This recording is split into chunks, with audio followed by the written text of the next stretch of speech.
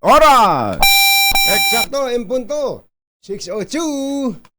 Humahataw, humahagupit, lumalatay na komentaryo sa himpapawid. 2x2. Walang takot sa paghimay sa masalimuot na isyu ng bayan. 2x2. Humahataw na mga balita at impormasyon. 2x2. Ating damhin, ating lasapin ang hagupit na 2x2.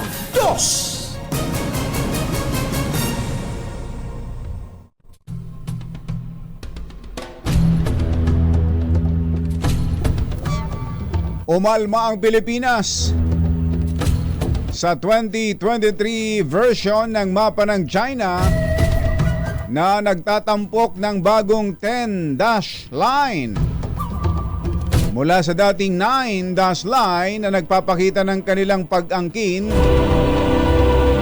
maging sa mga teritoryong nasa loob ng exclusive economic zone ng Pilipinas. Ang nasabing mapa ay nagdulot ng protesta hindi lamang mula sa Pilipinas, kundi maging sa Malaysia, Taiwan at India dahil wala itong legal na basihan sa ilalim ng international law. Makikita raw po sa mapa ang 10-dash line na may formang U-shape. U-shape na nagpapakita na inaangkin nito ang halos buong West Philippine Sea na itinuturing na agresibong pagkilos ng China. Ayon naman kay National Security Advisor Secretary Eduardo Año, hindi kinikilala ng Pilipinas ang 10-dash line ng China. Tulad din ng hindi nito pagkilala sa 9-dash line kasabay ang pagtiyak na patuloy na ipagtatanggol ang teritoryo at soberenya ng bansa. So kahit na 9-dash line, 10-dash line, 11, paabutin pa yan sa 12-dash line. Si Engineer Tony Nanggil na bahala doon. Hindi pa rin kikilalanin yan ng Pilipinas. Isyu ng bayan. Dos. Pag maitim ang balak, magtago ka na. 2x2. Si Jerry at si Anthony, narito na. 2x2. Hahataw ng todo, urado ka. 2x2. Ang katotohanan, dala nila.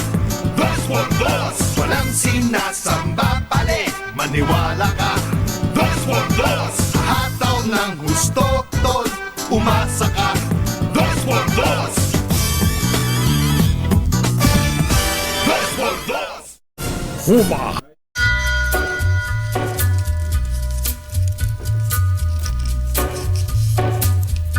Hi. Maganda morning. Lamig. Lamig. Lamig. Magandang umaga, bayan! Bayan! Ito po si Jerry Ito Baha. po naman si Anthony Taberna. Muli pong sumasa inyo ang 2x2 sa umagang ito ng Friday! Yuhuu! Friday na ho talaga at ito'y long weekend. Long weekend. Napahigtad si Secretary Dong Mendoza sa sinabi mo. Long weekend ba? Long weekend. Nagsimula pa nga kahapon dahil walang pasok kahapon pa ang mga estudyante. At yan po ang banner story ngayon ng pahayagang Manila Bulletin. Ayan, Palas suspends September 1 classes. Government work in NCR. Ayan. Ang ating bang presidential Legislative Liaison Office Chief na si Secretary Dong Mendoza, may pasok. Hindi, wala ka rin pasok. Wala, government Oo, government yan. Yan po sa bisa ng isang memorandum circular na ipinalabas kahapon, Memorandum Circular number 30. Ito po may nihil obstat ni Executive Secretary Lucas P. Bersamin. Ayan. At may patnugot ni Deputy Executive Secretary Jomar Canlas. Matindi Yun ang pala. pinakamatindi ron. Matindi. Oo. Alam mo kung Bachero, pag lumalabas yung mga ganyang memorandum, Oo. minsan Yung iba, duda muna eh. Actually, hindi lang iba. Parang ako mismo, nagdududa na ako sa Oo. mga gumagawa niyan eh. Oo, pero nung sumunod na minuto, nung nakita, na-upload na sa mga news website. Totoo na. Ayan, oh.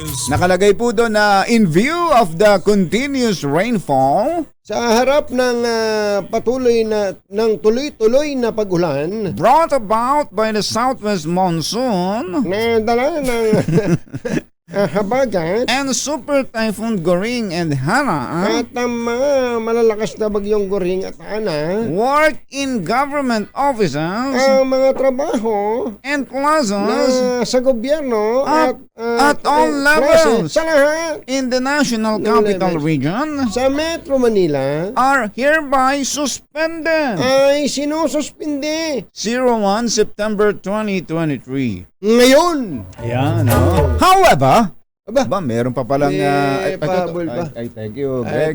Greg Serbano. Ito po, Maraming inaabot na salamat, po ni Greg ang mga balita. Dumaan po sa kamay niya to. Kaya may ayos na to. patnugot ni Greg. Greg. However, Gayon pa man, those agencies whose functions involve the delivery of basic health services ang mga ahensya na may kinalaman sa paghahatid ng mga pangunahing serbisyong pangkalusugan, preparedness, response to disasters and calamities, pagtugon sa mga kalamidad, and at ano ba naman diin niya? and Ni or pa. or At the performance of other vital services pagtupad sa iba pang mga pangunahing serbisyo shall continue with their operations magpapatuloy sa and render the mga necessary services. at maghatid ng kinakailangan mga serbisyo. The suspension of Ang work pag-suspende sa trabaho for private companies. sa pribadong kumpanya. Eto. Here it is. Narito po. Narito po. The suspension of work Ang pagsuspende ng pasok for private companies sa pribadong kumpanya and offices at opisina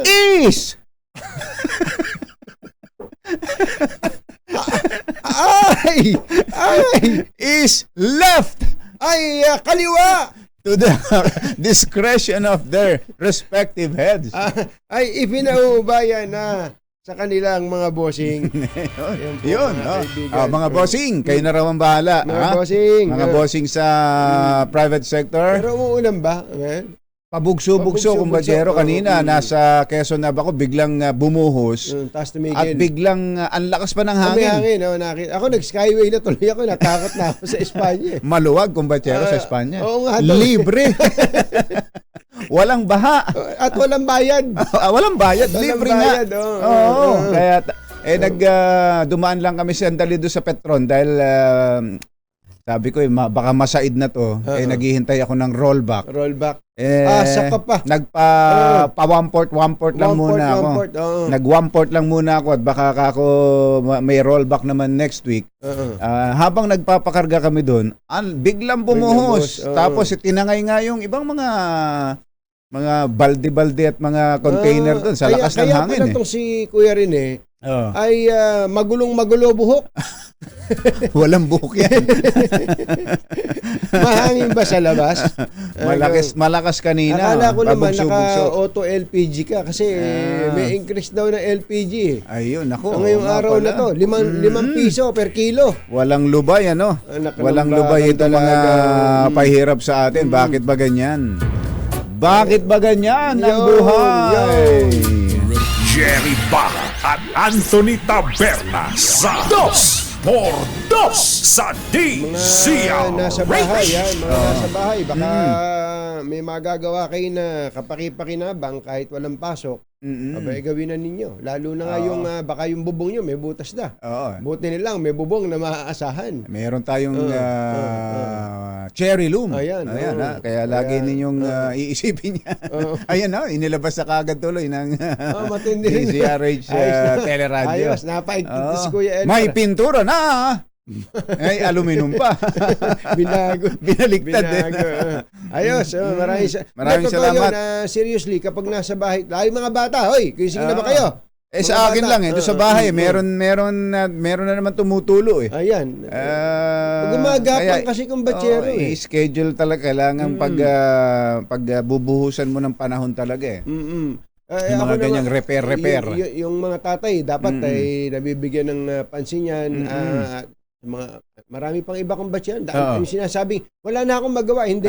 Pag nasa bahay ka, marami kang mabubuting. Marami talaga. Hindi lang natin napapansin. Hindi ka rin mapapahinga. Kaya Engineer Bernard Castro, palagay ko itong si Bok Bernard Castro, kaya alis ng bahay eh. Hindi rin siya mapahinga sa bahay eh. Eto, nasa kalsada na naman. Nasa kalsada na naman. Hoy, Engineer, baka naman Engineer, ano na yung pinagpapaalam mo kay Minister. Puntahan mo si John Tan. Yun. Si Bok John Tan na nagbe-birthday ngayon. Ngayon pala birthday ni Kuya John Tan. Wala ba tayong mga taste test yan?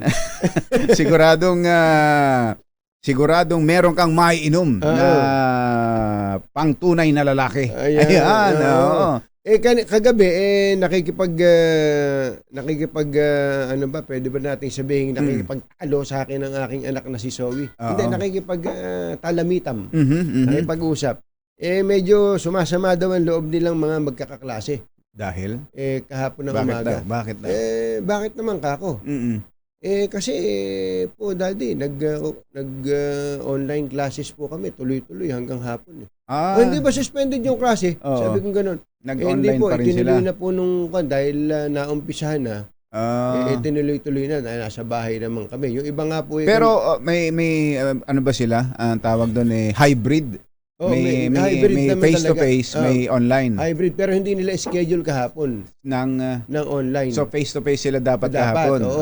Kaya nga ang system, ba't itinuloy yung online? Sabi ko, siguro dahil maaga nung walang announcement, sabi siguro ng teacher, malakas ang ulan, mag-online na lang muna tayo. Mag-online, hindi ba yung binanggit natin nag-revert sa online classes? Yun daw, ba't daw yung ibang mga eskwelahan, private, wala namang pasok.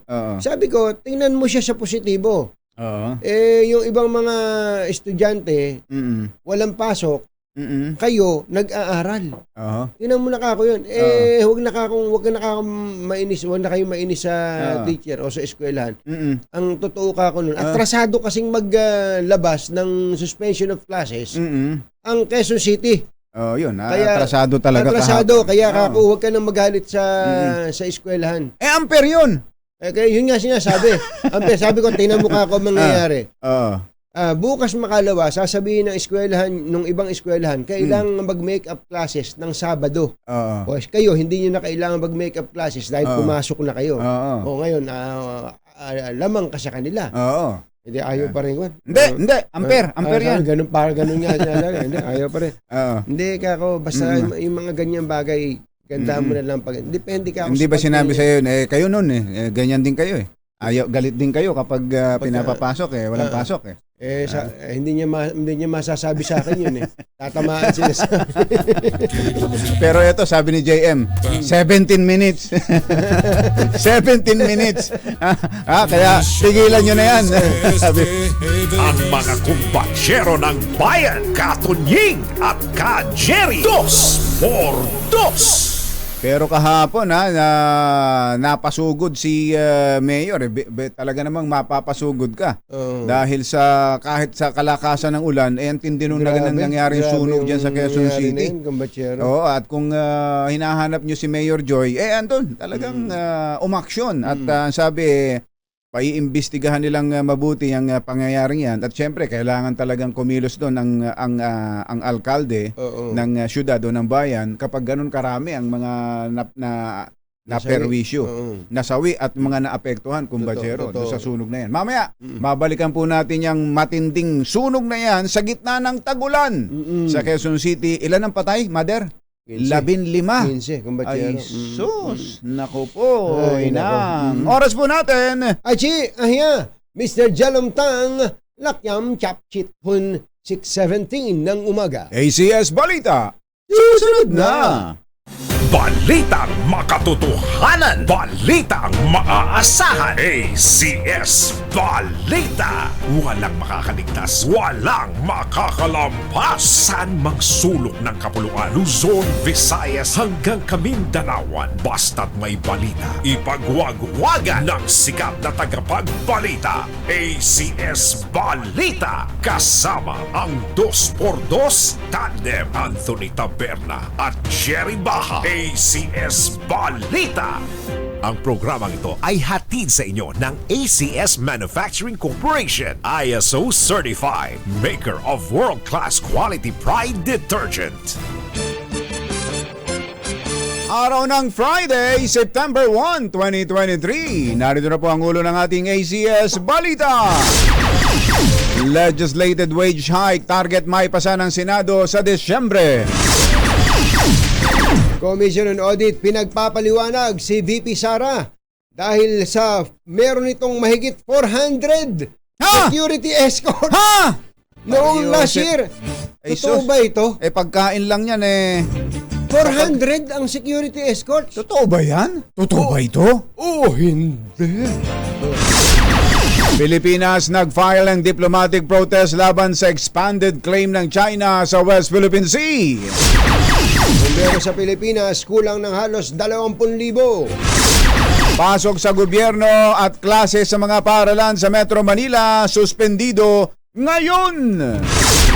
Mga paglabag ng nasunog na pagawaan ng t-shirt, kakalkalin ng QC LGU. Misis, 2 anak, pinatay sa taga sa Catbalogan City sa Samar. Magandang umaga Luzon, Visayas, Mindanao. Good morning Philippines. Hello world. Kami po ang inyong mga tagapaghatid balita. Ito po si Anthony Taberna. Ito po si Jerry Baha. At ito ang... ACS Balita. Kuha muna tayo ng update mula sa Pag-asa dahil mukhang nagpalabas ulit ng rainfall warning ang Pag-asa.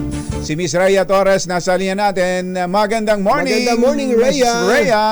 Yes po, magandang morning po sa ating lahat. Update po muna patukol dito sa binabantayan natin na si Bagyong Hana. Kaninang alas 4 ng umaga, huli itong namataan sa layong 870 kilometers silangan ng extreme northern Luzon. Nagtataglay ito ng lakas ng hangin na umaabot ng 110 kilometers per hour malapit sa gitna at pagbugso na umaabot ng 135 kilometers per hour. At sa kasalukuyan po, kumikilos ito sa direksyong west-northwestward sa bilis na 20 kilometers per hour. At sa ngayon po, may kalayuan po ito sa ating Philippine landmass. Kaya wala po tayo nakataas na tropical cyclone wind signal sa anumang bahagi ng ating bansa. At inaasahan din po natin patuloy niyang tatahakin yung northeastern quadrant ng Philippine Area of Responsibility hanggang lumabas po ito ng PAR by Saturday evening or Sunday po ng madaling araw. Samantalang, although walang pong direktang epekto, itong si Bagyong Hana, makakaranas pa rin po tayo ng enhanced southwest monsoon na nagdadala ng mga pag-ulan sa malaking bahagi ng Luzon area. Kasama po dyan yung Metro Manila. So particularly over Metro Manila, Zambales, Bataan at Occidental Mindoro, makakaranas pa rin po tayo ng mga pabugso-bugsong mga pag-ulan dulot na epekto ng habagat. Samantalang kalat-kalat mga pag-ulan naman na mararanasan sa nalalabing bahagi ng zone. At tama po kayo, nakataas po currently ang rainfall warning or yellow rainfall alert. Yellow. Hello. Yes po, over Metro Manila, Zambales as well as Bataan area. Kapag So, yellow rainfall warning, ano ibig sabihin yan, Miss Rhea? yes po, pag yellow rainfall warning, ibig sabihin po for the next 3 hours, inaasahan pa rin po natin may mga pag-ulan pa at nakikita po natin mataas po yung chances or may mga chance po ng mga pagbaha, lalong-lalo sa mga low-lying areas, mga flood-prone areas. Ayun. Yung kaya ulan pala lalo na sa Quezon City kahapon, kumbatsero, mula 2 in the morning hanggang alas 8. Oo. Katumbas daw yun ng 1 linggong ulan dapat, Ma'am Rhea? Yes po, so nakita po natin, umabot po ng lagpas 100 millimeters yung mga pag-ulan na naranasan natin kahapon. Starting 8 a.m. or yung sinisimulan kasi natin mag-record ng rainfall amounts sa alas 4 ng umaga hanggang alas 4 ng susunod na araw. So umabot po siya ng 100 millimeters in terms of mga 24-hour accumulated mga pag-ulan ay mataas na po yung amount na ito. Talaga, ano, kahapon. Kaya maraming binaha kahapon. Maraming binaha. Oo. Pero ngayon ba expected na maulit yung lakas ng mga pagulan kahapon, na Miss Rhea? Yes po, so dahil patuloy pa rin po yung epekto ng habag at inaasahan natin yung mga pag-ulan po kahapon ay most likely mararanasan din po ngayon. Okay. Itong susunod na araw, Friday ngayon, Saturday, Sunday, ito bang weather condition natin na ito ay magtutuloy-tuloy hanggang linggo? Weekend. For this coming weekend, inaasahan pa rin po natin magpapatuloy pa rin yung mga pag-ulan, although ina-expect din po natin medyo pahina na yung epekto ng habagat. So as compared po sa mga nakaraang araw or particularly kahapon at ngayon, medyo hihina na po yung mga paulan na mararanasan natin hanggang sa mga susunod na araw. By Tuesday po, ina-expect po natin by Tuesday over Metro Manila and large parts ng Luzon ay improving weather conditions na po tayo. Ayun, Tuesday pa. Tuesday pa. Yes po. Oh, Sana naman makaipon tayo ng maraming tubig, ano? Oo. Sa mga dam natin. Nasushoot sa mga dam yung tubig na Meron yan. ba kayong update sa dam natin, Miss Rhea, o ibang department yun?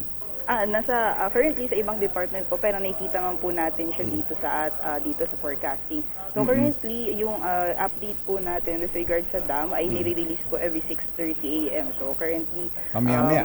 inaantay pa rin po natin yung update. Okay. Thank you, Miss Rhea. Maraming salamat din po. Ingat po tayong lahat. Si Miss Rhea Torres ng Pag-asa.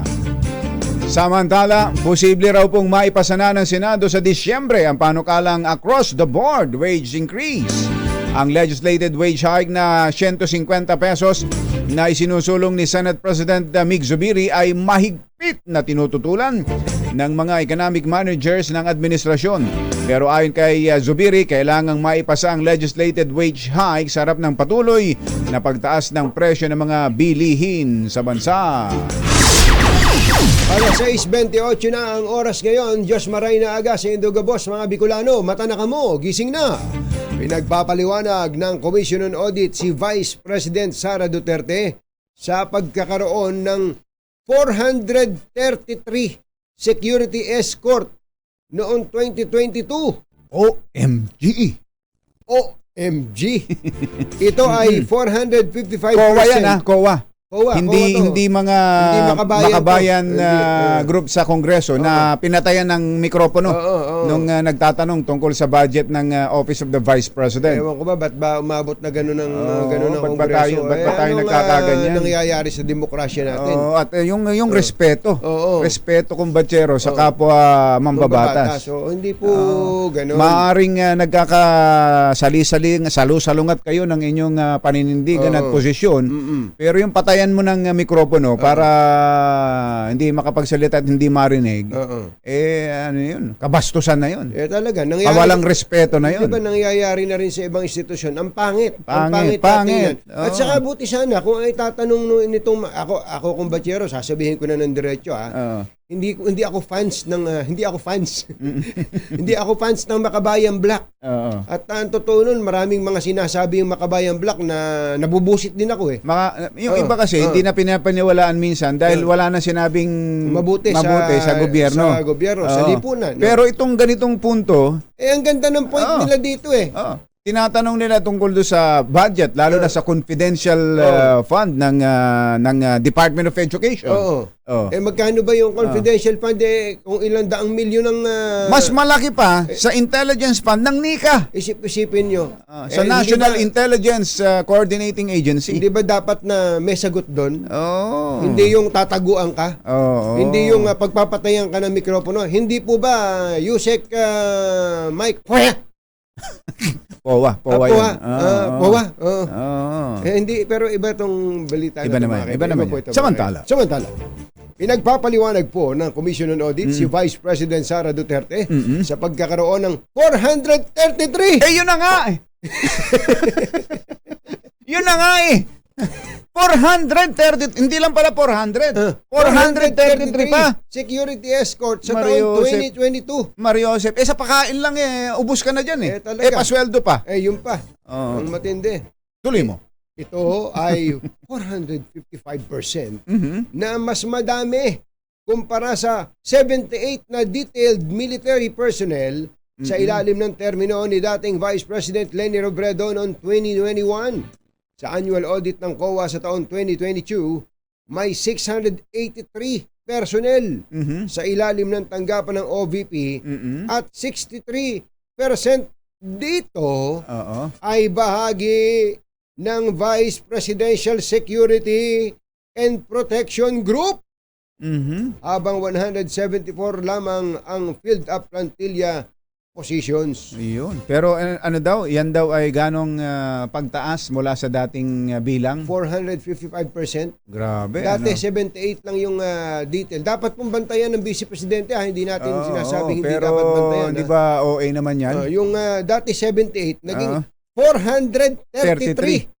Ay sus, Sobrang Mario Jose. matindi yun. Madami yun. Nako, inang. Susunod! Dito po! Marami pa tayong mga nagbabagang balita dito sa ACS Balita. alas 6:32 ang ating oras. Alas 6:35. Tuloy ang ating ACS Balita. Pinaiimbestigahan ng gising ng si Quezon City Mayor Joy Belmonte. Ang ilang nakabawi Ang ilang nakabawi sa gising na ngayon? Oo. Diba? Bawi.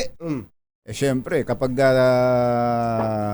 masama namang nasosobran sa tulog, wala ka na itutulog. Sa bagay. Di ba?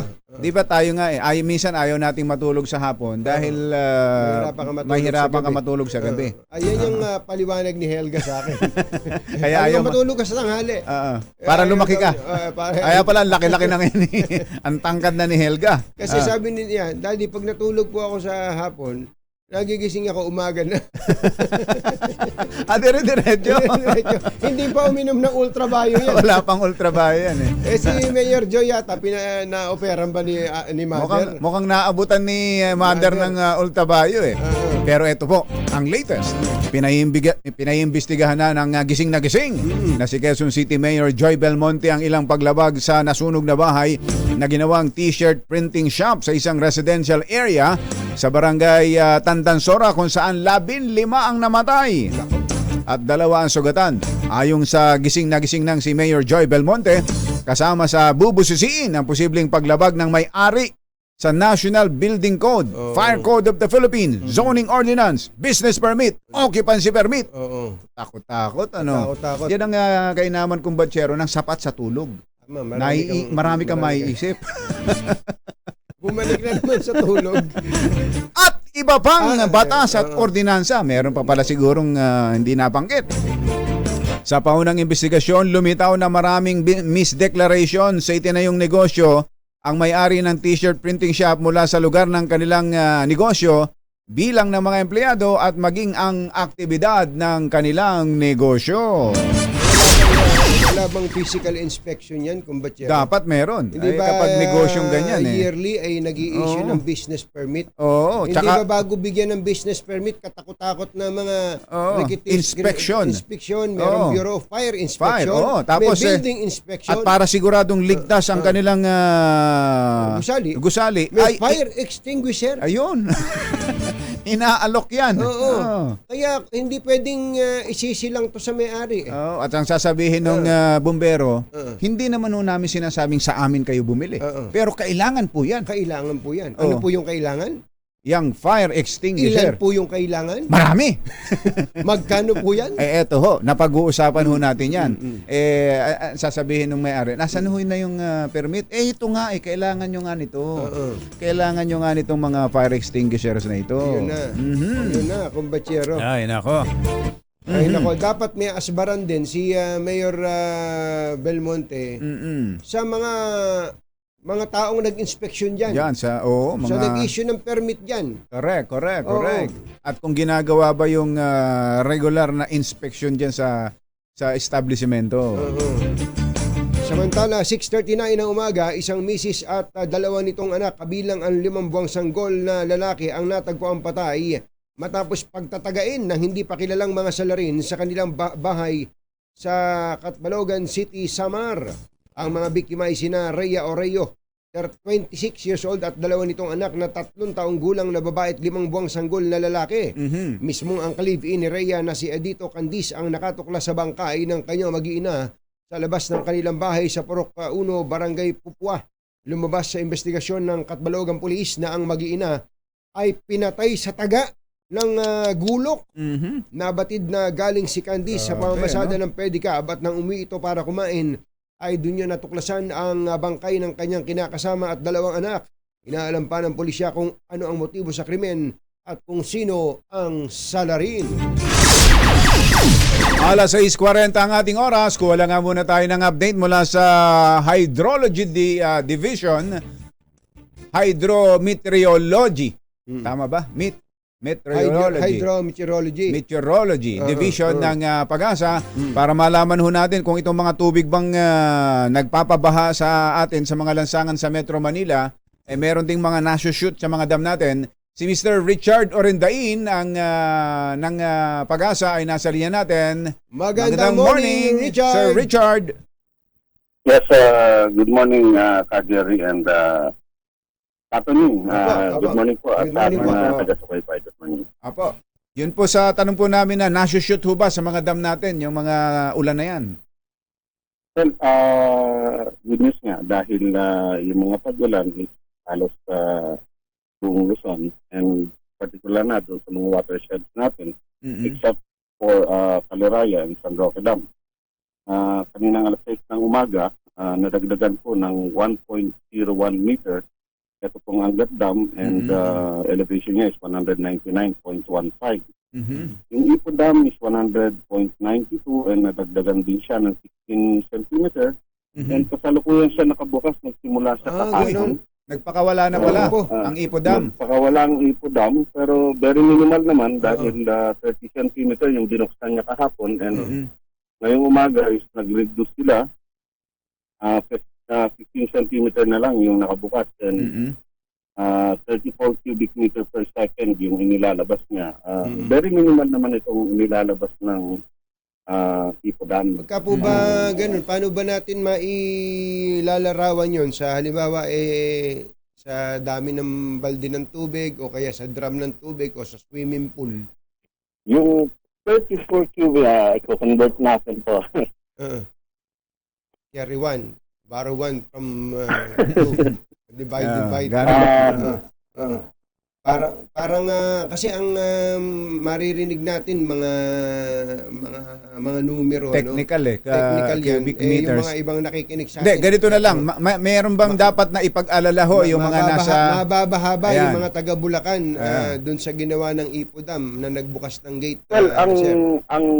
ang river capacity ng Angat Dam naman is sa ngayon is umaabot na lang ng 700 to 800 cubic meter per second yung tolerable flow. And kumpara natin sa inilalabas naman ng Ipo Dam na 34 cubic meter per second. So malayo. Malayo. So ibig sabihin halos wala siyang epekto doon sa... So hindi ito makapagpapabaha sa anumang lugar diyan na dinadaanan ng tubig pag nagpapakawala ang Ipo Dam. Opo. Tama Okay. po. And yung mga nararanasan mga pagbaha within sa Bulacan area, yun po yung malalakas na pagulan na naranasan ng mga nakaraang araw at kahapon. Medyo malakas-lakas yung mga pagulan kahapon. Opo. Okay. Bukod po sa Ipo Dam, ano pa? Yes, for Lamesa Dam, 79.61 and nadagdagan siya ng 8 cm. Medyo lumalapit siya sa 80.15 na normal high water level or yung overflow elevation niya na 80.15. Oo. For Overflow Dam, 761.12, 98 cm yung idinagdag niya or almost 1 meter na itong idinagdag niya. And for Binga Dam, 573.65, 1.21 meter yung dinagdag sa Binga Dam. Okay. And yung downstream ng Binga Dam, which is yung San Roque Dam, nabawasan pa po siya ng 26 cm. Ba't daw nabawasan yun? Nag-uulan. Ang malalakas pong mga pagulan is doon po na naranasan sa Ugon Benguet. Oo. So, yung San Roque Dam is nandito na po siya sa sa Pangasinan. So medyo malayo po siya doon sa Malayo. Benguet. So, sa Pangasinan pala, hindi na ulan masyado, no? Hindi po naulan Wala masyado. pala masyadong ulan sa Pangasinan, ano? Oh. Yung Pantabangan, Sir Richard. For Pantabangan, 191.41 and nadagdagan po siya ng 18 cm. And Magat Dam is 178.57. 5 cm po ang idinagdag niya. While Caliraya Dam is 286.69. Bagya po siyang bumaba ng 11 cm. Although itong Caliraya Dam naman pagkatapos niya mag-generate ng tubig, pupunta yung tubig sa Laguna de Bay. Ihigupin niya rin itong tubig na itong ginamit niya pabalik doon sa dam. So, kaya pa ba natin kung may mga darating pang pagulan, Sir Richard, kakayanin pa ba ng mga dam natin? Yes po, kasi halos yung mga dams natin except for Ambuklaw and Binga, malayo pa po sa exceeding level. Yung Ambuklaw and Binga dam kasi medyo malapit-lapit na po ito sa exceeding level. Kung tuloy-tuloy mga pagulan within the watershed ng Ambuklaw Binga, posible po itong magpakawala later today or tomorrow kung may mga pagulan pa within the watershed. And focus natin, meron pa talaga mga pagulan within the watershed. So, inaasahan natin, pag nagbukas ito, sasaluin po ito ng San Roque. Pag nag-open itong Ambuklaw and Binga, sasaluin po ng San Roque, which is kailangan ng tubig dito sa San Roque Dam dahil halos 26 meters pa ang kailangan niya para umabot sa doon sa normal high water level. So, napakalaki po. Ayun, yun ang kailangan natin. Mag-ipon ng tubig kapag medyo sosobra, bawas ng konti. Pero kailangan nating mag-ipon dahil sa El Nino. Ano, Sir Richard? Yes po, tama po kasi sa ngayon, although medyo mataas na yung Angat Dam, pero kinakailangan natin umabot ito. At the end of the year, kailangan umabot ito ng 212. 212. 212 to 214 para pag-start ng year, medyo maganda-ganda. Maganda-ganda ipon natin. Marami tayong ipon. Ano? Sa ngayon po ay wala pa siya sa 200, ano? Almost. Wala pa po, 199.15. Sana nga madagdagan pa. Saka sana mas marami tayong ipunan ng tubig pag umuulan, ano? Oo nga. Yun ang kailangan natin Sir Richard, ano? Pero Yes, po. kayo po ba, pwede niyo bang sagutin to? Hindi namin natanong kanina kay Rhea. May mga bagyo pa ba na darating? Meron pa po. Marami pang bagyo kasi ano pa lang ngayon habagat pa rin tayo. And pagdating naman ng Northeast Monsoon, meron pa rin tayong inaasahan hanggang December. Pero dating ng December, medyo pumal na. Pero from ngayong September hanggang November, meron pa tayong inaasahan ng bagyo. Yes, sir. Sir Richard, salamat po sa update. Salamat. Magandang morning. Okay. Maraming salamat din po at magandang umaga. Magandang umaga Si po. Mr. Richard Orindain ng Pag-asa, ano yung division, kumbachero? Pag-asa. Ng Pag-asa na lang. Pag-asa, Hydrometeorology. Ayan. yung Pag-asa, yung Aulo Dam nga pala, yung Aulo Dam diyan sa Tumaas na ba? ano yun? San Jose. Palayan. Sa Palayan, City Nueva Ecija. Kukunin natin ang water level sa Aulo Dam mamaya. Si kay Colonel Moy Pagaduan. Sinusukat na ba niya yan? Sinusukat niya yan. Colonel Moy, i-report mo nga sa amin ang water level dyan sa Aulo Dam. Alas 6:48 ang ating oras. Magbabalik pa rin ang mga ACS Balita. Hi!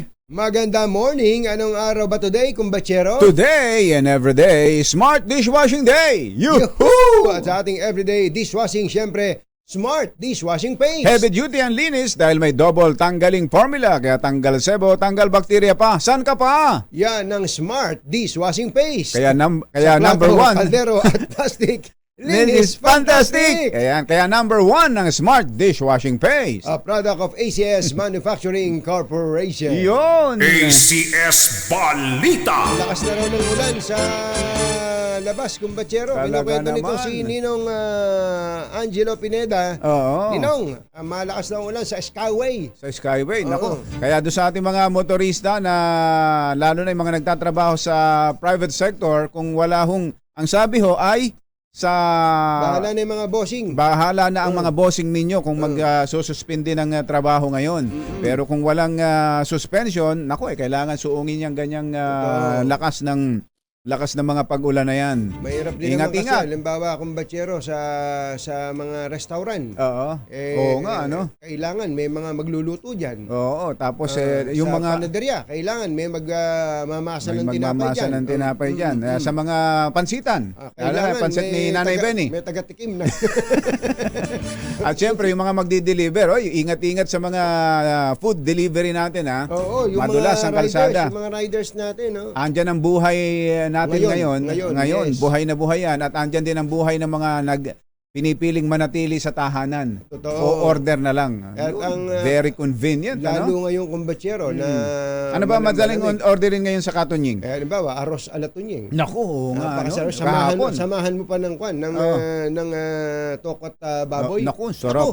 Tapos pag gusto mo na ng dessert, champurado na. Tulad ng ginawa natin kahapon. Pero ang sarap ng champurado sa Katunyings. Subukan nyo lang. Subukan nyo lang. Subukan nyo lang. Nagatid po ng kabuuan ng ating ACS Balita. Ito po si Jerry Baha. Ito po naman si Anthony Taberna. Kasama ang 2x2 tandem Anthony Taberna at Jerry Baha. ACS Balita. Bati ka ng iyong mga mista sa PMA Maringal Class of 1988. Si Kasoji Jimenez, kumbatsero, sabi, ang aga ko pumunta sa dalawang panaderya dito sa amin. Parehas walang pandesal. Ayan na. Naku, Baka ayan na. nagdesisyon yung boss niya na walang pasok. Baka nga. O baka ganun lang, baka ang suspecha ni Kasoji, ang kutob ni Kasoji, baka daw may planong magtaas ng presyo ang mga panaderya dahil nagtaasan na yung mga presyo nitong mga nakakaraan. Matindi naman yung kutob na yun. Kutob mo na yung Sana hindi magkatotoo, no? Itong si may tanong dito si Joseph Angelo de la Cruz. Hindi pala tanong, ito pala yung statement. Wala na silang iimbestigahan. Patay na yung may-ari kasamang nasunog. Yun na nga. Doon Sa Tandansora. Fire incident. Na 15 namatay. Oo. Tama-tama. Ito ang ating follow-up.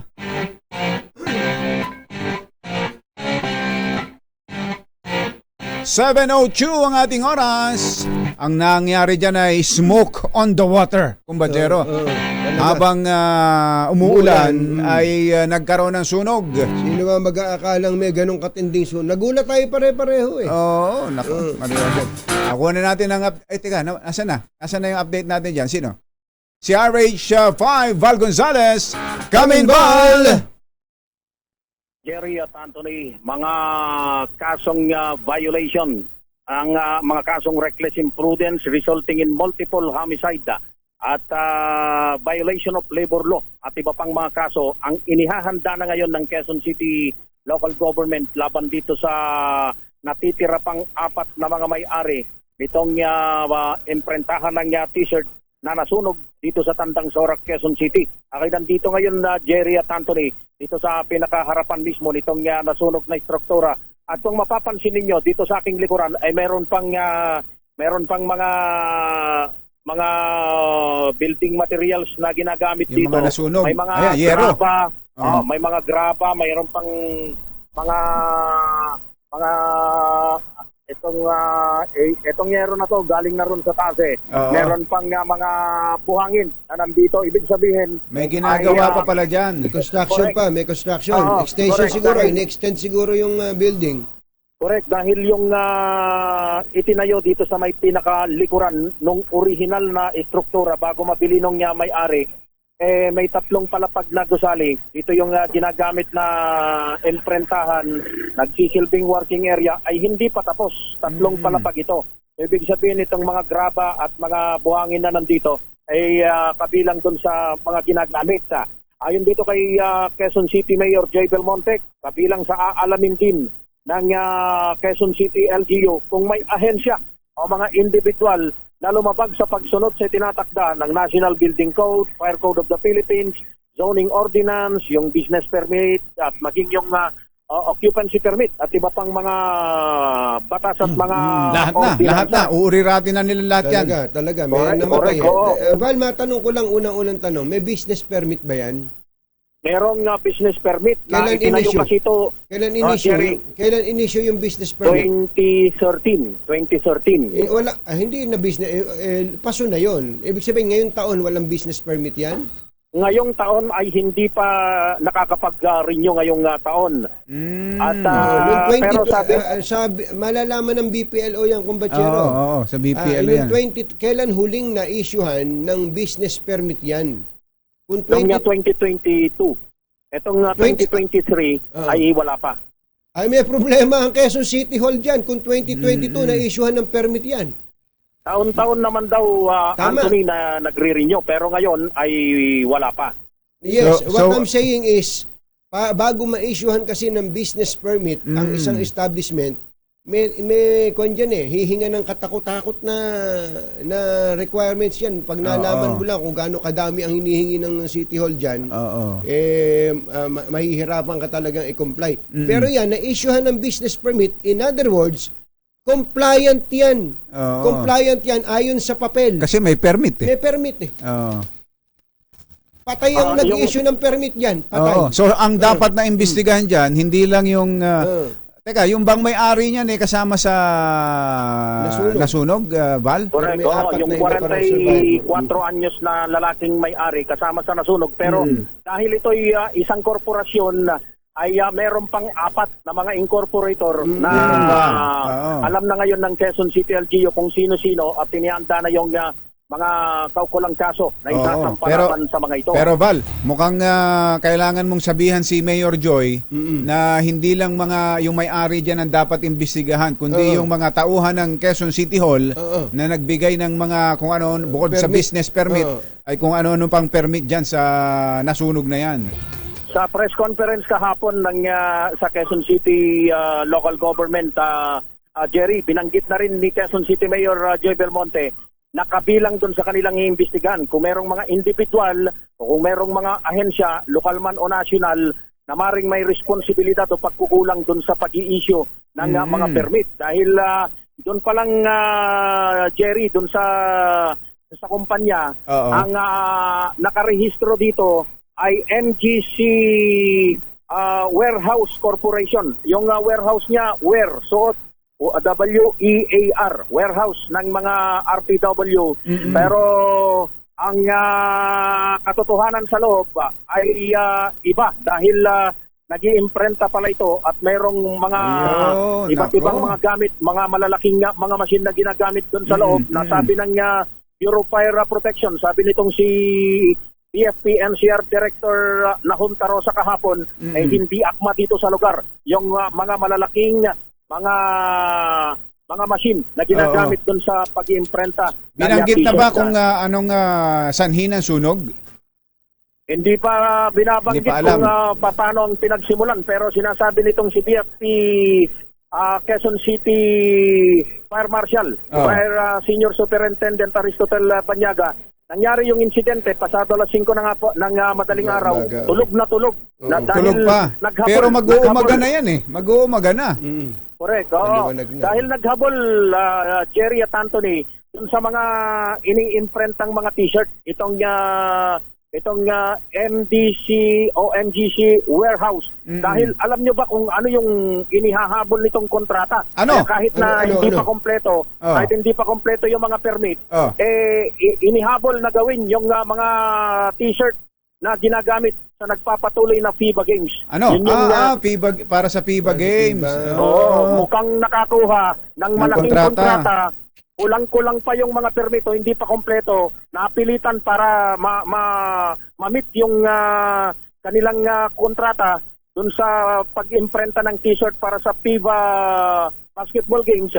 Nagsimula na kahit kulang-kulang pa yung mga dokumento at yung mga papeles ng isang kumpanya o isang business na mag-operate. So yan yung ilan sa mga nakikita ngayon ng Quezon City LGU. At sabi ni Quezon City Mayor Joy Belmonte, kahit sinong individual pa doon sa kanilang mga tanggapan ay iimbestigan din nila kung merong mga pagkukulang. Kasama nung pag-imbestiga rin nila doon sa sangkaterbang mga misdeclaration na ginawa nitong kumpanya na ito, nitong NGC Warehouse Corporation doon sa kanyang operasyon. 3 lang yung nakarehistro. 3 lamang yung sinasabing inirehistro nito na mga empleyado, pero lumalabas ngayon na hindi lang pala 3 kundi higit pa yung kanyang mga manggagawa. 15 square meters lamang yung idineklara kung saan nag-ooperate yung tindahan, ang trader ng mga bag at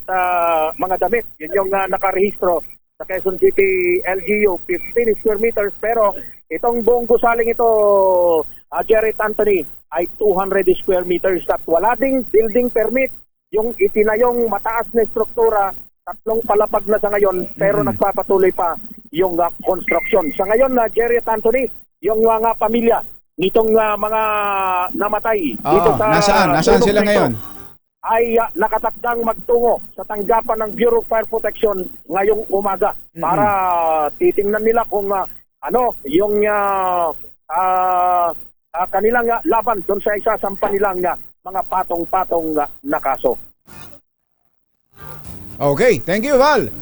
Yan yung pinakahuling kaganapan dito sa malaking sunog na gumimbal. Hindi lamang dito sa National Capital Region kahapon, sa gitna ng malakas na puhos ng ulan ay nangyari isang malagim na sunog na kinamatay ng 15 katao na kabilang na dito yung 3 taong gulang na batang babae. Meron pa pala, idadagdag ko na lang din na Jerry Anthony, may discrepancy rin doon sa record ng Quezon City Police District kumpara doon sa record ng Bureau of Fire Protection, dahil sa record ng QCPD, 16 yung patay, 2 yung survivor, at siguro mayroon lamang konting ayusin dahil mukhang naisama yung isa sa mga survivor dun sa bilang ng o sa listahan ng bilang ng mga namatay dito sa malagim na sunog, Jerry at Anthony.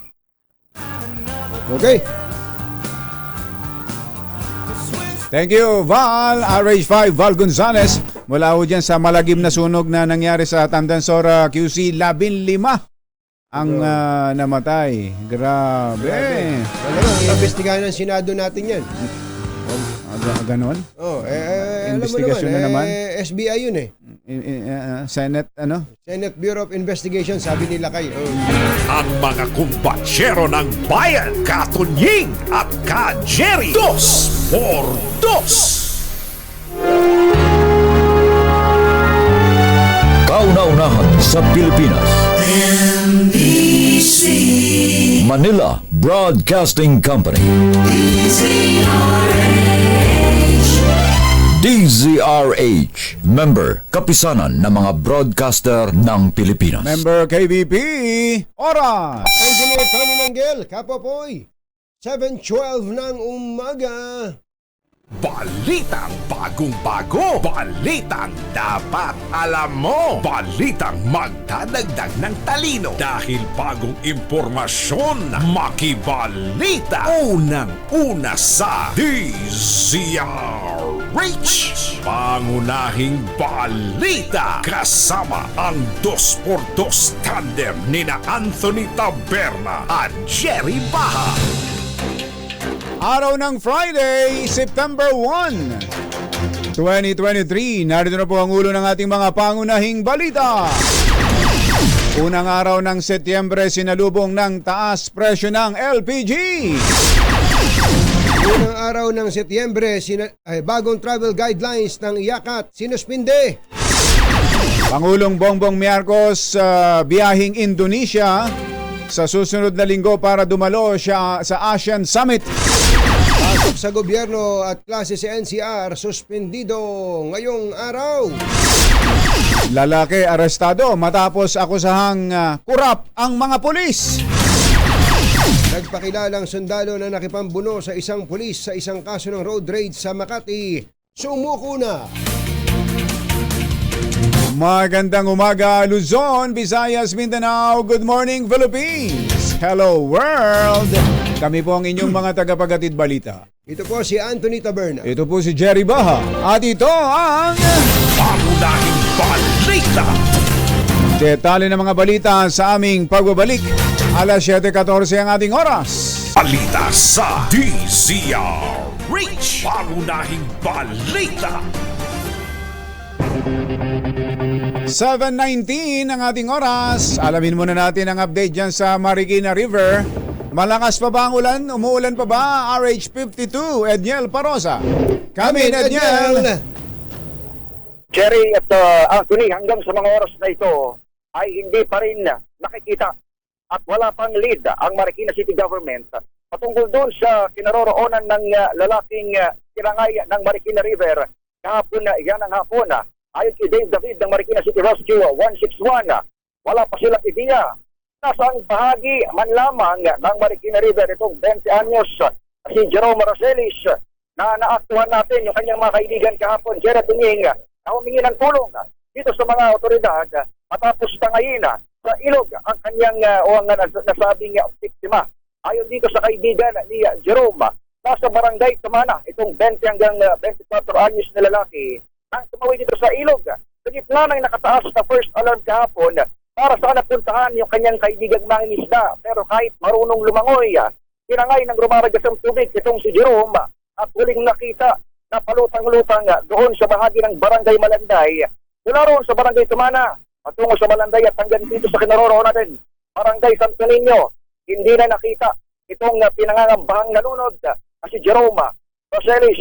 Ayon kay Dave David ng Marikina City Rescue 161, sinuspindi kagabi, Jared at Tony, yung pagsasagawa ng search and rescue operations ay inaasahang ibabalik ngayong araw na ito. Samantala, dito sa ating kinatatayuan, Jared Anthony, ito ay isa doon sa bahagi ng Marikina River na lumubog kahapon matapos ngang itaas sa first alarm o 15 meters yung amtas ng tubig. Pero ngayong mababa na sa 15 metro, medyo humupa na nga yung tubig dito sa ating kinatatayuan sa Barangay Santo Niño.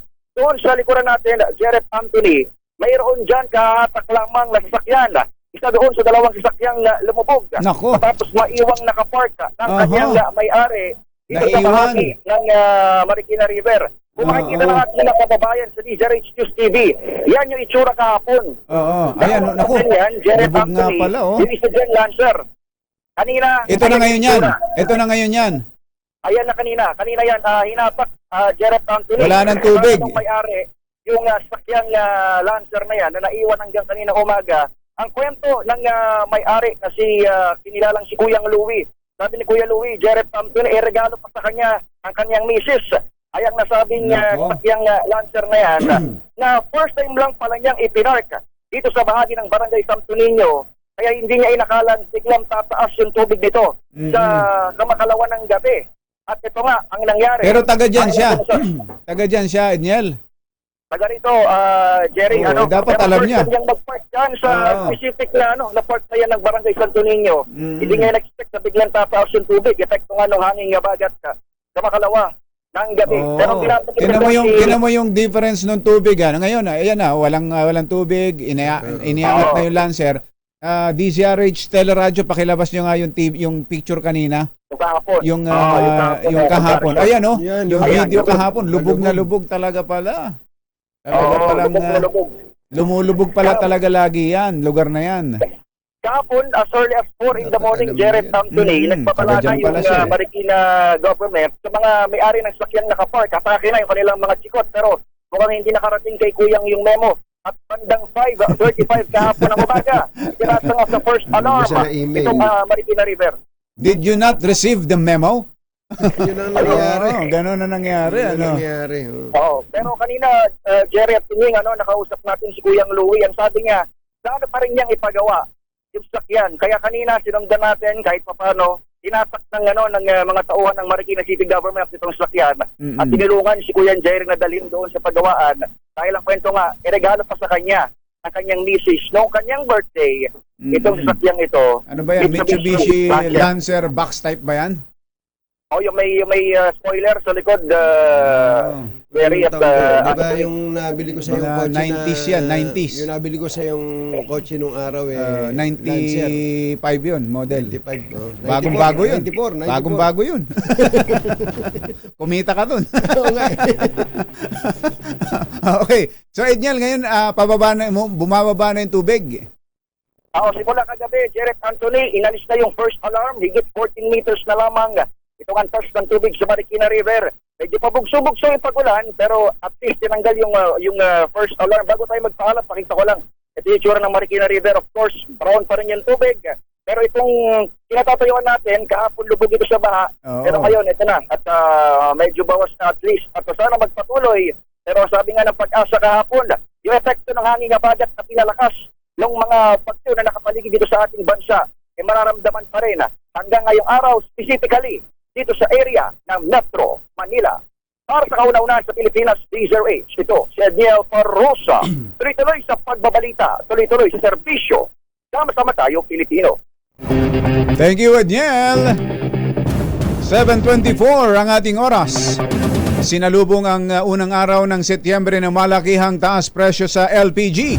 Sa anunsyo ng Petron, 665 per kilogram ang kanilang pagtaas, katumbas ng 73 pesos sa bawat 11 kilogram na tangke. Tumaas din ang presyo ng auto LPG ng Petron, 370 bawat litro. Ang pagtaas ng halaga ng cooking gas ay binatay sa international contract price para sa buwan ng Setyembre. Sinuspende muna ng Department of Justice Interagency Council Against Trafficking o IACAT ang pagpapatupad ng karagdagang requirements para sa mga Pilipinong bibiyahe abroad. Orihinal na itinakda ang pagsisimula ng bagong protocol sa Setyembre 3. Ngunit inulan ng batikos at sari-saring reaksyon mula sa mga mambabatas ang naturang patakaran dahilan upang suspendihin muna ang implementasyon. Sa statement, sinabi ng DOJ na kanilang nauunawaan ang trabaho ng mga senador nang punahin ang bagong outbound travel guidelines sa mga Pinoy. Sa ilalim ng binagong guidelines, lahat ng Filipino outbound travelers, maliban sa mga OFW, ay dadaan sa immigration inspection upang ipresenta ang passport, boarding pass, round-trip ticket at financial capacity sa pagbiyahe. John, di ka na pwedeng bumiyahe. Pero sinuspindi mo na. Sinuspindi mo yung mga, ano na yan. Pero yung Islam book, hindi talaga daw kailangan yun. Hindi na raw pagka lang kumbatsero, ang sabi ng immigration, yung isang nabasa kong article, kapag ka regular traveler ka, hindi talaga. Oo. hindi ka na napanang katakot-takot. Pero marami ring mga first-time traveler na talagang first time na magbibiyahe at hindi magtatrabaho. Na hindi magtotoo, marami din naman. Maraming ganun. Lalo na yung mga ngayon pa lang nakakapag-ipon ng pamamasyal. Yung iba nga, ngayon lang nagka-passport. Ayun, oo. Yan. Pero may kakayanan naman. Bigyan natin ang chance. Ayan. Pero eto ho, hindi na ho hahanapan ito ng iba't ibang mga requirements. Lilipad si Pangulong Bongbong Marcos. Yan. Papuntang Indonesia sa susunod na linggo para sa ika-43 ASEAN Summit. Ayon kay Foreign Affairs Assistant Secretary Daniel Espiritu, inimbita ang Pangulo ni Indonesian President Joko Widodo mula September 5 hanggang September 7. Ito ang ikalawang ASEAN Summit ngayong taon. Sunod sa unang ginanap sa Baho, Indonesia noong Mayo. Magpapalitan ng opinyon at ideya ang mga lider kaugnay ng mga pangunahing issue na kinakaharap ng rehiyon at ng mundo. Inaasahang dadalo si Pangulong Marcos sa 13 leaders level engagements, kabilang ang 12 summit sessions sa iba't ibang lider. Sinuspende ng Malacanang ang pasok sa eskwela at trabaho sa mga tanggapan ng pamahalaan sa Metro Manila ngayong araw ng Biyernes. Sa Memorandum Circular No. 13 ng Office of the President, walang pasok sa lahat ng antas sa mga pampubliko at pribadong paaralan dahil sa habagat na pinalalakas ng bagyong Guring at Hana. Wala rin pasok sa government offices maliban sa mga nasa disaster at relief operations, maging ang nasa health at basic services. Pinaubaya naman ng Malacanang sa management ng pribadong kumpanya ang pagsuspende sa trabaho ng kanilang mga empleyado. Arestado ang isang lalaki sa lalawigan ng La Union matapos akusahang kurap Nako. ang mga pulis. Yun. Kinilala ang ikinulong na sospek na si Antonio Libao na bigla na lang umanong sumigaw at tinawag na pinagtatawagang puro kotong lang ang lahat ng pulis habang kumakain sa isang karinderya. Aba, bigla niya naisip yun. Oo. Tapang to si Sakto Kuya. naman kumakain pala sa karinderya ang tatlong pulis. Oo. Ano kaya ikakaso dito? Illegal shouting. Ano kaya kaso nito? Ikinulong eh. Kinulong. Oo. Dahil napahiya ang tatlong pulis, kanilang inaresto si Libao na tinangka pa umanong tumakas. Oo. Kung ikinulong ninyo yan, anong kaso? Yan. Baka kayo ngayon ang makasuhan dyan. Oh, illegal arrest. Oo. Yun, may nakalagay sa batas to, Illegal arrest. Pero yung pagsigaw lang ng kurap ang mga pulis, Oo. anong kaso doon? Ano ikakaso niya? O sige, Oo. paano kung may maipresentang Exhibit A yung mama na ito, kurap oh. Oh, ayan, no? Oh. Ayan nga, oh. O, yung tatlong nahuli. O, baka kayo, ha? Kayo. Ang kaso daw ay alarm and scandal. Ang bihira ano, naman, alarm and scandal? Scandal naman, oh. Ang na-skandalo yung mga pulis. Uy, naka-uniforme nga yung mga pulis. Ayun lang. Sumuko sa Camp Crame ang nagpakilalang sundalo na nakipambuno sa pulis na nag-viral sa social media sa Barangay Pio del Pilar, Makati City. Batay sa nakuhang impormasyon mula sa mapagkakatiwalaang source ni Jane. Mother, ba't pa si Jane may mapagkakatiwalaang source na? Oh, siyempre. Alam mo naman si Jane. Ayon sa mapagkakatiwalaang source ni Jane, Baka si Tarzan niya. alas 5 ng hapon kahapon sumuko si Angelito Rencio Aha. kasama ang kanyang abogado. Una nang ipinagutos ni DILG Secretary Benher Abalos ang paghahanap kay Rencio na naharap sa kasong usurpation of authority dahil sa pagsusuot ng uniforme ng Army Major. Sinibak naman sa pwesto ang Hepe at Desk Officer sa Makati matapos payagang umuwi si Rencio na nakipambuno kay Police Staff Sergeant Marsan Dolipas. Yan ba, yung sumuko na yung yung nagpakilalang sundalo. Sumuko na. Sila ba hindi pa anong mga kaso naman ng mga yan? Alarm and scandal din? Hindi, illegal wrestling On the highway. on the highway. Nako. Itong mga pulis sa La Union, dapat yan pinalagpas nyo na lang. Let go yun, let go. Ang inaaresto, yung mga pusher, kriminal, mga kriminal. Pero yung ganong nasaktan lang ang ego ninyo, huwag nyo nang, kinulong pa. Lalo Pagsabihan nyo na lang. Hindi, magiging malaki problema ng pulis. Kung may makakukuhang abogadong magaling itong si shout out guy. Si LOL. LOL. Si LOL. Susunod! Ito po. Sino itong dating singer-actress na nung kapanahunan niya ay sikat na sikat? Ngayon pala ay may itinatagong boylet. Aba, At boylet. yung- Maliit lang na boy yan. At ang boylet ay bagets Kaya nga. na parang anak na lang niya. Ako. Aba, mayasim pa si Ateng. Oo. Alamin yan. At iba pang mga nagbabagang balita. Sa pagpapatuloy ng Pangunahing balita. alas 7:32. Nasa linya natin si Miss Dana Sandoval ng Bureau of Immigration. Miss Dana, magandang morning! Good morning po sa inyo, sa mga tumatangkilik po ninyo programa. Buti wala kayong pasok kaya siguro baka parang, naman nasa opisina na si Miss Dana. Walang pasok. Baha. Baha. Buti pa siya, walang pasok. Sana oil. Sana oil. Sana oil. Miss Dana, ano ba tong sinasabi ni Senator Chis Escudero na dapat daw magbayad itong Bureau of Immigration sa ginastos ng mga pasaherong na-offload dahil sa dami ng tanong ng mga immigration officers? Yes po, we respect po the statements po of the good senator. Yun lamang po yung pagbabayad siguro or yung cost po for the travel ng isa pong passenger does not fall under the scope of the Bureau of Immigration.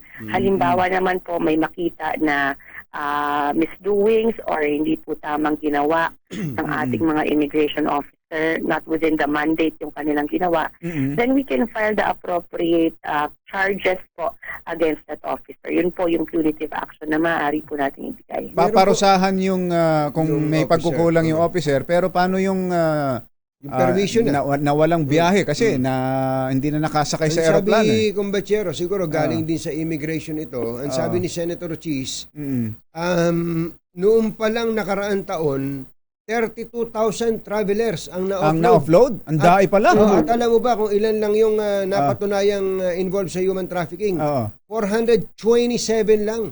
Ang laking diferensya. So ang daming na-offload. ang daming na-offload na pagkakamali ng immigration officer, Miss Dana. Sir, siguro just to clarify lang din siguro yung figures na yon. It's really yung atin pong mga nire-refer dun sa IACAT or as victims of human trafficking. Yun po yung may mga nakita yung ating mga officers na elements of human trafficking. Pag sinabi pong elements, ibig sabihin meron pong identifiable na maaaring kasuhan for human trafficking. May nag-recruit po talaga sa kanya, may tao pong nag-recruit. But the others po na hindi po napayagan, it's more of the mismatch of the document doon po sa actual purpose of travel. Halimbawa po ako po, nais ko pong magtrabaho abroad and on my own volition, alis na lang ako as tourist and I will just present a tourist visa going to wherever. Because my documents and my actual purpose of travel does not match. Yun po ang reason kung bakit hindi po minsan napapayagan yung ating ilang mga kababayan. Okay, so kung may discrepancy sa pagkakamali do sa figures, bali ano yung tama, Miss Dana? Ilan yung dapat talagang ma-offload lang at ilan yung mga hindi dapat na-offload pero na-offload? Yes, the figures are correct po in the sense na tama po yung mga bilang na yon, but yung tina-turn over po namin sa IACAT for human trafficking and illegal recruitment, yun po yung may mga actual elements, may mga actual recruiters po sila. Okay. So doon sa mga hindi sinasabi siguro niya, tama ba Miss Dana na yung hindi napatunayang involved sa human trafficking na offload ay may possibility pa rin na involved din talaga sila, hindi lang napatunayan? Maaari pong iba ang kanilang dokumento doon po sa actual purpose of travel. So maaari pong sila mismo, while they are not victims of trafficking, their documentation is wrong. Dahil kung tayo po ay working abroad, hindi po dapat tourist visa yung ating hawak. We should be holding a working visa and an overseas employment certificate from the DMW. Pero sa ngayon, wala pa tayong sistema na kung sakaling nagkamali nga, ay babayaran, yung mabayaran. O kaya pasakayin siya sa eroplano nang hindi na siya magbabayad. Ayun. Ng panibago. Meron bang ganon? Sa ngayon po, wala po, pero siguro po we will take note of this and coordinate siguro din with the airlines kung paano po matutulungan yung ilang mga kababayan natin. But yun nga po, it's not within the scope of the government agency. And the punitive action naman po natin for immigration officers is filing charges against them kung may nakita pong maling ginawa. Oo, yun ang problema. Kaya lang, ang tagal na inipon nung first time na mapupunta ng Korea, halimbawa. Pero visa pa lang yan. Visa. Medyo gagastos ka na dyan. Tapos napagsuspetsahang nasa human trafficking. Hindi pala. Ang matindi doon, yung bang asang-asa yung kapitbahay mo na makapag-uwi ka pa sa lubong. Sabi, kaalis mo pala, ba't andito? Hindi ako nasa aeroplano. Nung dumating ka pa, tinawag ka pang, Amo J! Oma! Opa! Ang sagot mo naman, Heist! Heist! Yung mga taga-immigration na yan. Heist! Okay, so yung sinuspend na muna itong mga mas mahigpit na mga travel requirements. So sa ngayon, Miss Dana, ano yung balik tayo sa dati, ano yung mga karaniwang hahanapin ngayon? Actually, it's the same po doon sa mga travelers natin. For regular tourists na aalis po ng bansa, wala pong kinakailangang additional requirements. Just your passport, round trip ticket, visa if required, boarding pass siyempre, and yung e-travel po nila. Yun lamang po ang kinakailangan for more than 98% of passengers. Ang nag-undergo lang naman po ng secondary inspection at natatanong po further, yung meron pong discrepancy sa kanila pong dokumento. Meron pong hindi nagtugma doon sa kanilang purpose of travel and sa dokumento po na pinapakita po nila. Okay. So, May ngayon po- pahabol ka ba Korean? 감사합니다. 너무 arigato gozaimasu. Hapon na yan. Japan na yan. Suspended suspended yan Wala muna kayong Wala muna. mga additional na requirements. Yung bank statement, wala mo na yon? Doon po sa lumang guidelines, we would revert back to the old guidelines po na tinitingnan natin. So, basically po, it's the same metrics na tinitingnan po natin. The same processing po for the past few years, yun pa rin po ang i-expect ng ating mga kababayan. Ayun. Okay. Thank you, Miss Dana. Miss Dana, pwede na kayong bumalik sa inyong pagluluto. Anytime po. Thank you po. Good Thank you. morning. Good morning. Si Miss Dana Sandoval ng Immigration. Ay, teka, merong Flash Report. Flash Report. meron ng desisyon ng ating Agriculture Secretary. Yan. Ito na. Yun. Teka. Ito. Ano yan? Ano yan? RH14, Let Narciso. Come in, Let. Jerry Anthony, inaprobahan ni Pangulong Ferdinand Marcos Jr. ang rekomendasyon na magpataw ng price ceiling sa bigas sa buong bansa. Yun. Ito'y para matiyak ang rasonableng presyo at accessible na pagkain sa mga Pilipino sa gitna ng nakaalarmang pagtaas sa retail prices nito sa mga palengke. Sa Executive Order number 39, na pirmado ni Executive Secretary Lucas Bersamin at may petsang August 31, 2023 na inilabas ngayong araw, saan na inaprubahan ng Pangulo ang joint recommendation ng Department of Agriculture at ng Department of Trade and Industry para magtakda ng price ceiling sa bigas. Sa ilalim ng kautusan, Magkano? ipapako ang presyo para sa regular Binibitin mo pa. Talaga. regular milled rice sa 41 pesos Yun. kada kilo, habang ang mandated price cap para sa well-milled rice ay 45 pesos kada kilo. Yay! 41 sa regular milled rice at hanggang 45 sa well-milled rice. Kailan nasimulan yan? Hindi maaaring tumaas sa presyo na yan na binanggit ang presyo. At mananatili ang implementasyon nito, maliban na lang kung babawiin ng Presidente batay sa rekomendasyon ng Price Coordinating Council o ng DA at ng DTI. Kailan simula? Immediately? Ngayon na ba yan? Ngayon na? Effective immediately upon publication at dahil nga nasa official gazette na ito ay Publish na. epektibo na ito. Ayun. Okay. Thank you. Thank you, Let. Para sa kauna-unahan sa Pilipinas, sa DZRH, ito si Left Narciso, tuloy-tuloy sa pagbabalita, tuloy-tuloy sa serbisyo, sama-sama tayo, Pilipino.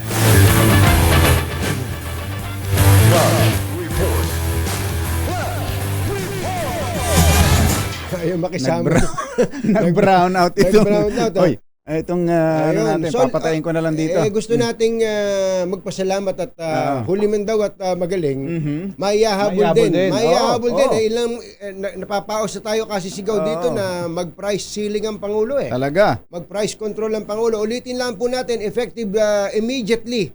Ang pinakamataas na presyo dapat per kilo. Sa buong bansa po ito, ng regular milled rice ay 41 pesos. At ang well-milled rice ay hanggang 45 pesos. Ayan. So pag lumampas po doon, overpricing, pwede pong makulong yung pong gagawa nun. Yan. Yun. Claro.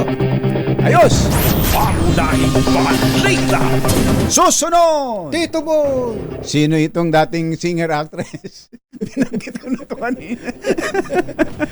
Na merong boylet. Ha? Ibig sabihin, bata pa yan. Bata nga ito. Bata to. Abangan yan. Ibig sabihin yan, kumbachero, may asim pa si ating. May asim pa. May asim pa si Singer, dating singer-actress singer. daw na sikat na sikat Aba, nitong nung kapanahunan niya. ayan. Alamin yan sa pagbabalik ng Pangunahing balita. 7:46. Yeehaw! Uy, happy birthday Ma'am Marisa Lapid. Ay, Si Ma'am Marisa Lapid, ang misis ni Senator Lito Lapid. Happy birthday. Ay nagbe-birthday pala ngayon si Ma'am Marisa. Ay, Senator Lito Lapid, hinay-hinay lang, ang madulas ang kalsada. Si Puti, wag niyo munang sasakyan ngayon. Pasada si Puti. Si Puti. Si tinatanong ni Kuya Edwin ko, sino ba yung medyo ang boylet na yan? Ayan, huwag mo na. eto. Nagmamadali ba kayo? May Mamadali lakad kayo ba eh. kayo? Ito, maganda rin yung tanong na ito ng isang tagapanood natin. Ha? Mm-mm. Sabi ni Emilio Clark, Mhm. yung mga maliliit na bigasan, nakabili ng 50 pesos per kilo na regular rice, ibebenta nila ngayon ng 41 pesos. That's a good point. Oo, That's pero another good point. mas mainam na rin yung ganito kaysa sa umaabot sa 50, Ayun, 60 ang bigas natin. Tama. Si Nanay Corazon Ileto ay nagbe-birthday din ngayon. Yan. Mami Corazon, happy birthday. Binabati kayo ng inyong anak na si Ricky. Aba, Kuya Ricky Ileto, ala ba tayo dyan? Ayan, oo. Eto na. Itong pinakamasarap ngayon, bukod sa pagkain ng champurado Ano? o ng arroz caldo Ano yun? at pag-iigip ng mainit na kape, ang masarap ngayon ay magchismisan. Pag ganitong umuulan. Kala ko kung ano. Sino ba itong not so old actress? Itinatago ang kanyang bagets na boyfriend. Aba, Dahil hindi pakilala dahil parang anak na lang niya ito sa Yan. edad. Sino yan? sino yan? Ihatid sa atin ang ating showbiz legend, Morley Alinio. Magandang morning, Morley! Yes! Magandang morning, Luzon, Visayas at Mindanao. Good morning, Katunying at Jerry. Nako, nakakaloka at yung super mega nakakabaliw itong magandang actress na super puti. Aba, kaya pala blooming ang beauty nito ngayon at naglalantad siya ng maganda niyang katawan at ng kanyang bubchi na Mirasol. Oo. Ay eto, meron pala siyang isang guwapong hanky-hanking jowa. Wow. Sa showbiz din? Sa showbiz? Hindi, yummy. Hindi siya showbiz ng showbiz ng lalaki na ito na kung saan anak ito ng isang mayaman na businessman. Hindi maipakilala Baka ni naman kaibigan lang 'yan. Natabunan, wag ka mag-alala. Natabunan ng boses ko. Nasabuti naman. Hindi na maipakilala ni actress ang kanyang jowa dahil medyo nahihiya ito. Dahil ang layo ng agwat. Gaano kalayo? ng edad nila. Gaano kalayo? Abay, parang parang taon talaga, 5 years, 6 years, mga ganun. Parang ang layo Hindi, may mga 20 years ang agwat. Meron ba? mga 10 years. Kasi kung bagets di parang mga 20 years 'yan. Mga ganun, 20 years lang, mga ganun. At ang gwapo, ha, in fairness. Paano naman hindi makakakuha ng gwapo boyfriend nito si actress? Nakita mo ba siya ngayon? Hindi pa. Hindi pa. Sino ba 'yan? Sino ba yan? Ilang katawan niya. Oo. Ang Pero mga ilang sexy taon niya. na ba yung dating singer-actress na yan? May 50 na ba yan? Ay, wala pa naman. Wala pa. Parang natupad nga yung pangarap niya eh. Na? Mr. Dream Boy. Siya ba? Hindi ba si Kwan yan? Hindi, baka naman kaya hindi niya maipakilala sa iyo dahil kaibigan lang niya Kaibigan yun. yan. Kaibigan lang pala. Oh, di ba? see? Oh. Ano? Wala kang masabi, no? Marley. Naputol. Greg, naputol si Morley. Sayang, pero alam na. Alam na this kung sino. Nadulas eh. may bagong boylet na batang-bata. Ayun. Baka naman true love niya na yun, kung bachero. Sabagay, Ikaw ang true love ko. Ganun. Wala na. Wala na tayong oras. Wala na. Sayang. Pangunahing balita. Sabihin ko sana het na talo ang Gilas Pilipinas sa pang-apat na sunod na pagkakataon. Nako po. At umuuwing puwit-puwit kagabi ang Philippine team. Het, ikaw na. Take it away, Het. Number at ka Jerry. 2 por 2.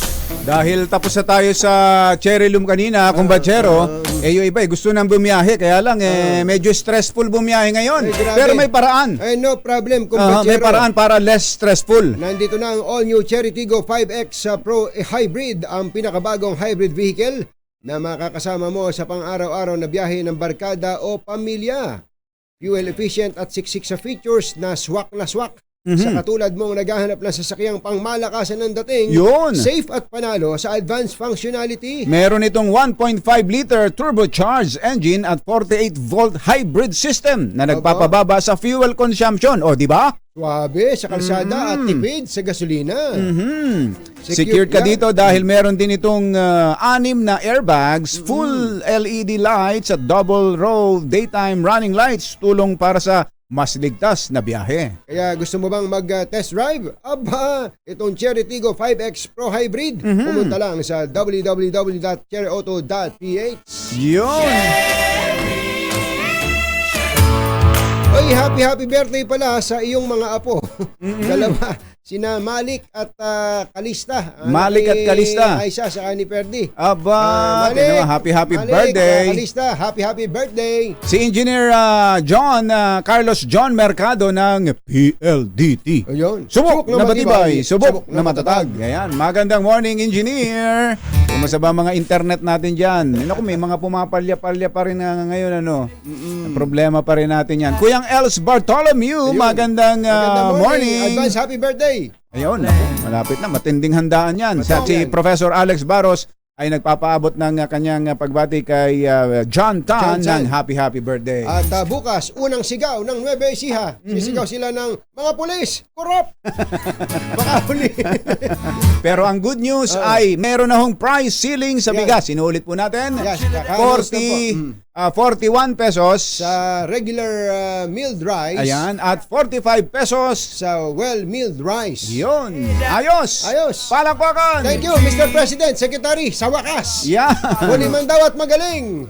Maya habol din. Bye! Happy weekend! Woo! Damdaming bayan. Susunod na. Of living is gone. Say